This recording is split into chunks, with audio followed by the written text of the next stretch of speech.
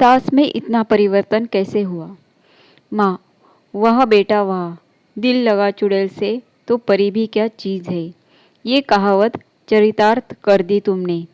एक से बढ़कर एक अच्छे रिश्ते ठुकराकर तुमने उसे पसंद किया।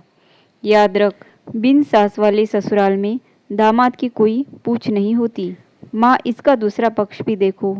बिन माँ की बच्ची है, तुम माँ बन जाना और वह बेटी बन जाएगी।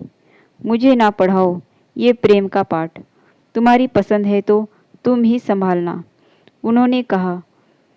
समीर ने सोचा कि माँ यूं ही गुस्से में कह रही है।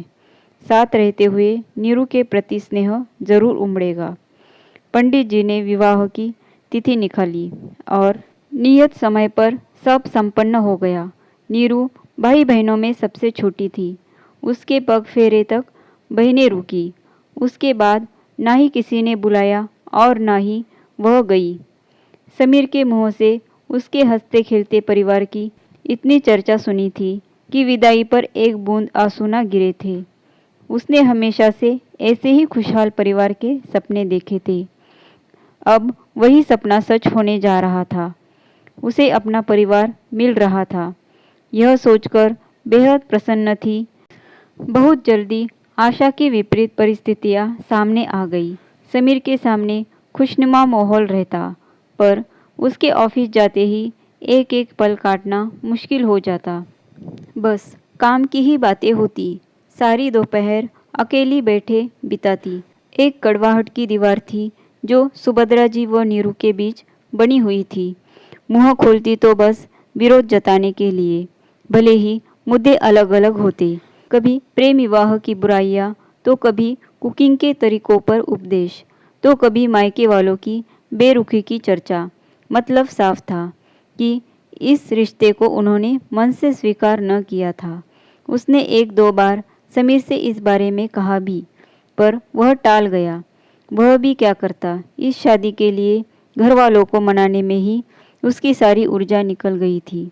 दिन निकल रहे थे, पर दूरियां घटने का नाम नहीं ले रही थी। मन में यही सब सोचती नीरू एक दिन सीढ़ियों से फिसल गई। दाहिनी पैर में फ्रैक्चर हुआ था। डॉक्टर ने 3 हफ्ते के लिए प्लास्टर चढ़ा दिया था। ऐसे में वह पूरी तरह से पराश्रित हो गई थी।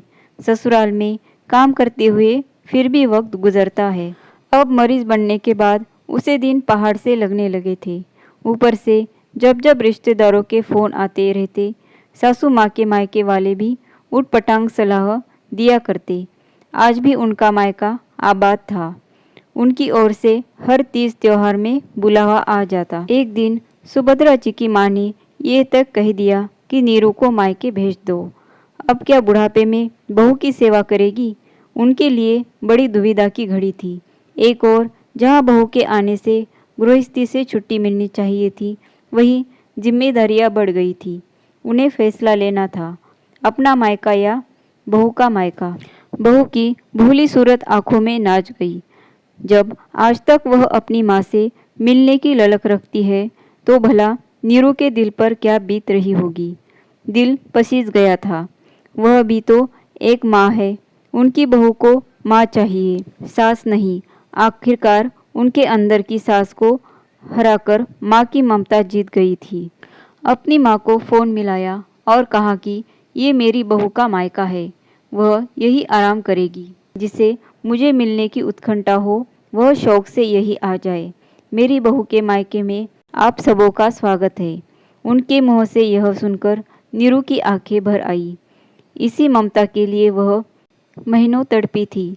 समीर की बातें सच साबित हुई थी कि देखना, एक दिन माँ भी तुमसे प्यार करने लगेगी। महीनों के अंतर्द्वंद से सुभद्रा जी को विराम मिला था और नीरू को अपनी माँ। समीर ने भी चैन की सांस ली थी। उसके विश्वास की जीत हुई थी। सबके हृदय में प्रेम ने घर बना लिया था। कहानी अच्छी लगी हो तो वीडियो को लाइक ज़रूर कीजिए। चैनल को ज़रूर सब्सक्राइब किए बिना मत जाइए। वीडियो देखने के लिए धन्यवाद।